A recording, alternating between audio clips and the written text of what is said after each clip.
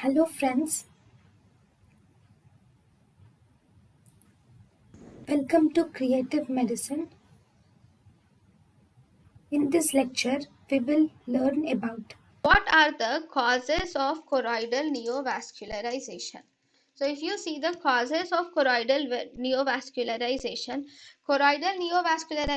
can occur due to wet age-related macular degeneration. It can occur due to presumed ocular histoplasmosis syndrome or severe myopia, angioid streaks, choroidal rupture, inappropriate laser photocoagulation, and optic disc drusen. All these are the causes of choroidal neovascularization, like wet age-related macular degeneration, presumed ocular histoplasmosis syndrome, severe myopia, angioid streaks, choroidal rupture, inappropriate laser photocoagulation, and optic disc drusen.